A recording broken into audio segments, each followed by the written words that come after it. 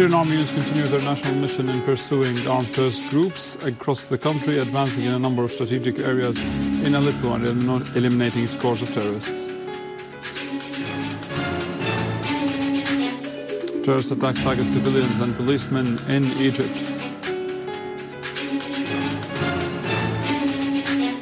And Russia expresses concern about the developments of the situation southeast of the Ukraine.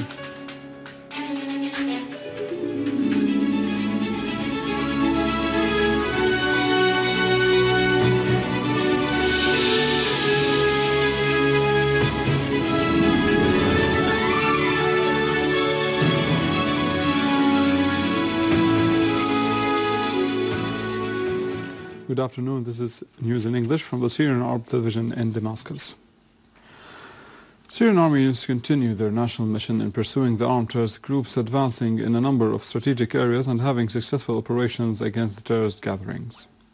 The army advanced in al-Ramousi and al-Amiri neighborhoods in Aleppo city. A military source said that the army units also confronted armed terrorist groups who tried to sneak towards Barakat al-Arman and al-Hamidiyeh in the city, leaving the group's members killed and wounded. The army units also destroyed a terrorist hideout in al-Hatab yard in Aleppo and a tunnel that was used by terrorists to move across the city. The army killed a number of terrorists and injured others in the course of the operations. In Homs, a military source said that the army units confronted terrorist groups who tried to attack military checkpoints in Sha'ar Mountain and Sira, west of Palmyra and near the junction of Asindia in Talbithe in Homs countryside. The terrorist group's members were killed and wounded as a result.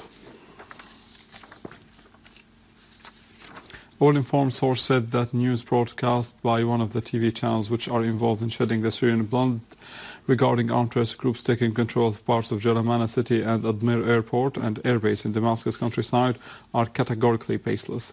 The source said that such claims aim at raising the faltering morale of the terrorists, which have collapsed under the Syrian army's strikes. Cameramen and journalists visited al-Dmeir airport reporting normal takeoff and landing activities, and that work is proceeding normally.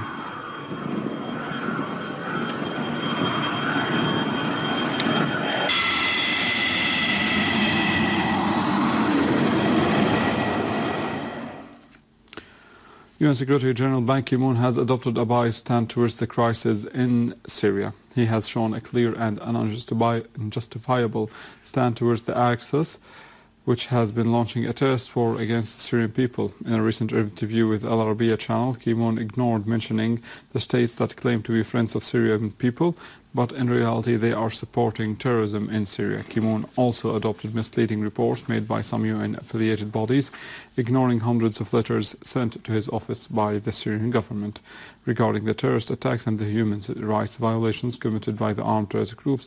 He also ignored totally the efforts being exerted by the Syrian government to ensure the requirements of the Syrian people despite difficulties and difficult circumstances and unfair embargo being imposed on the Syrian people.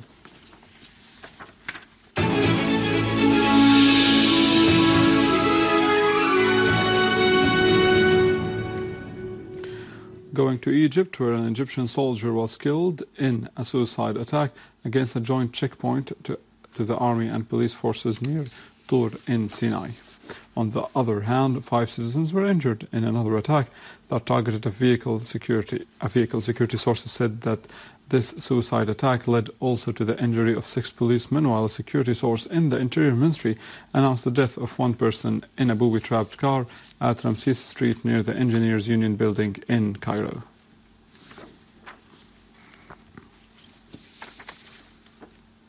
While the violent events are still continuing and unfolding in the southeastern parts of Ukraine, the international demands increases to stop the West from destabilizing the country's security.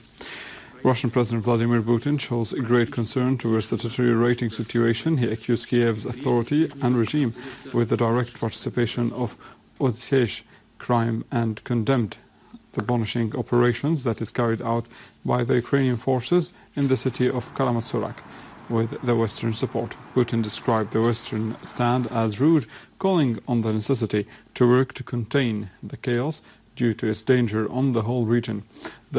Regarding the statements of the Ukrainian authorities concerning the death of Russian citizens in the fire set by the militants of extremist rightist sector organization in the labor union in Odessa city, the Russian Foreign Ministry demanded Kiev authority to give clear information about the accident, or this will be considered a new accusation against Russia with what is going on in Ukraine. The fire in question led to the death of 42 persons and the injury of 125 others, including 21 policemen, in accordance to the Interior Ministry in Kiev. With this, we come to the end of our news for today. Thank you for watching. You can get more news and details on our website in English, www.syriaonline.sy. That is it for today. Join us tomorrow. Thank you.